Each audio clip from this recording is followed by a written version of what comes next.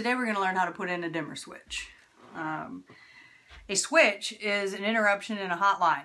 That's all that it is. But anywhere you've got regular old light bulb, you can replace it and put in a dimmer. Really awesome for bathrooms, in a master bathroom where you don't want to disturb your other half with super bright bathroom lights in the middle of the night. Tanya. Alright, I'm back with my handy headlight. Now we are going to take a look and do our switches. Alright, so power is off. I know this because, well, it's not coming on. So my power is off. I actually shut off the power to the whole house because it just makes it easier and safer. So that means I do have to reset the clock on the stove. That can be mildly annoying, but I'm just willing to do it.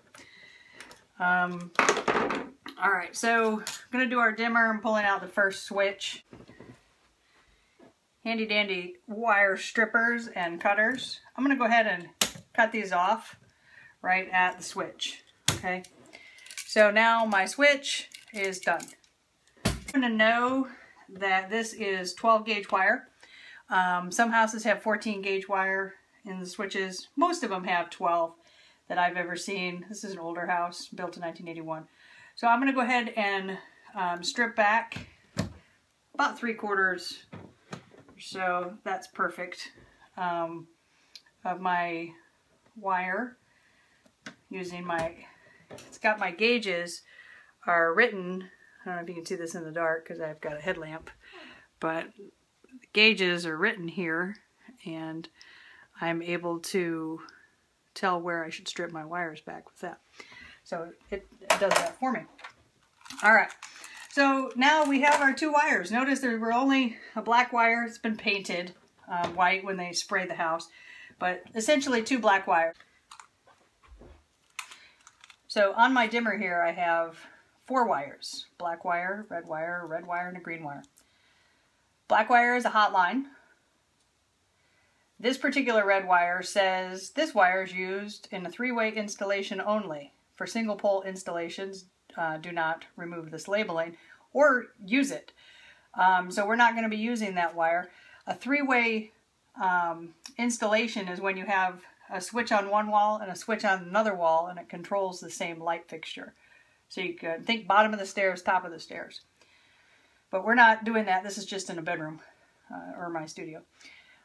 We have another red wire, so we're going to use these two. And then I have a green wire as a ground, and I have located the ground inside of the box here, so we're going to go ahead and connect those. So we will not be using the wire that's got the little flag on it.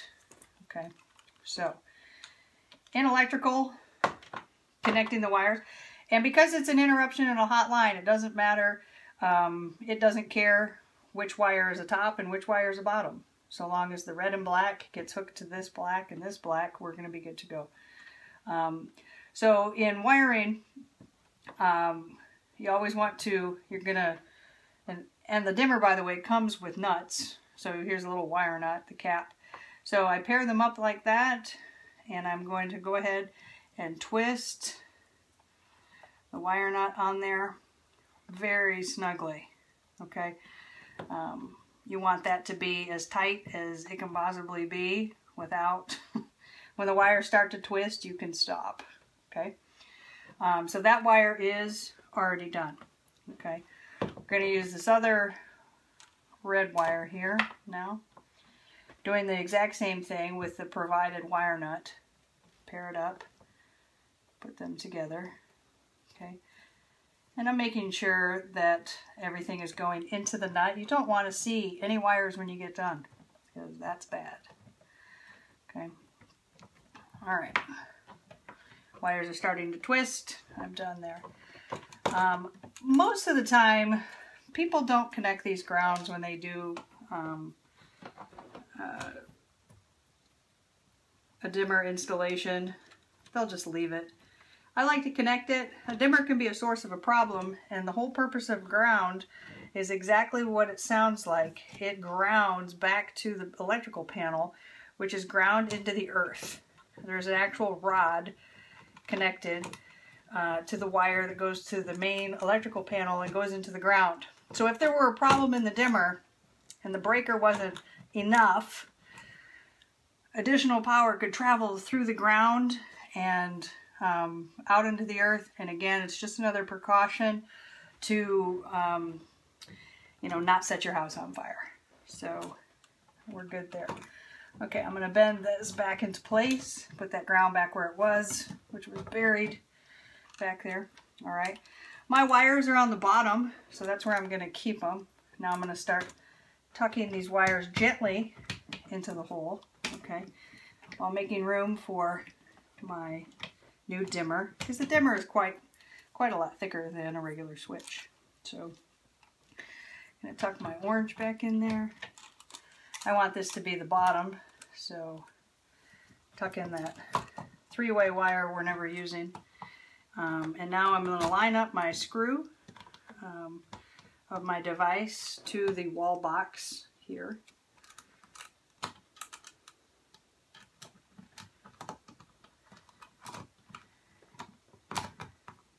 Okay, and with my Phillips head screwdriver, screw it back in.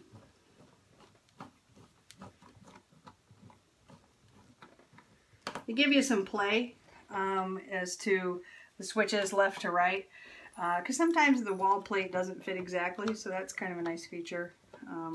Fortunately, with a dimmer, you can just reuse the same. If you get this particular old-fashioned, which is what I like, one, because it's cheap, two, because it works, old-fashioned dimmer, you can reuse the same wall plate you had, and you don't have to buy anything else. This dimmer was $6.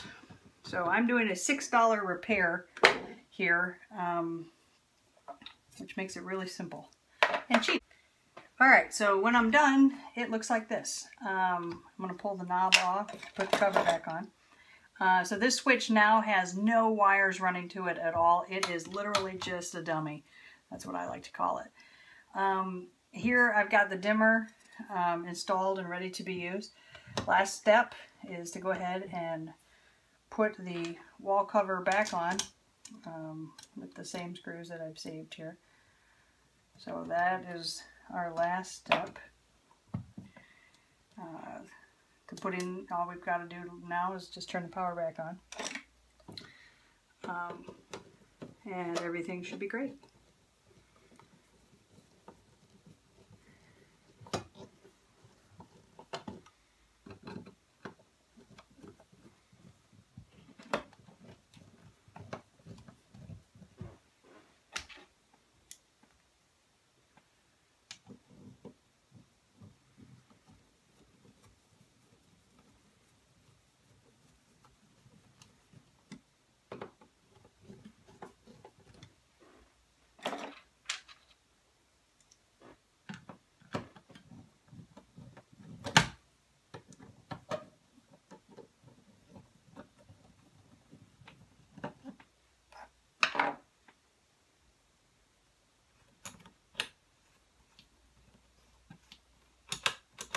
Okay, that's how it should go. So we'll go turn the power back on.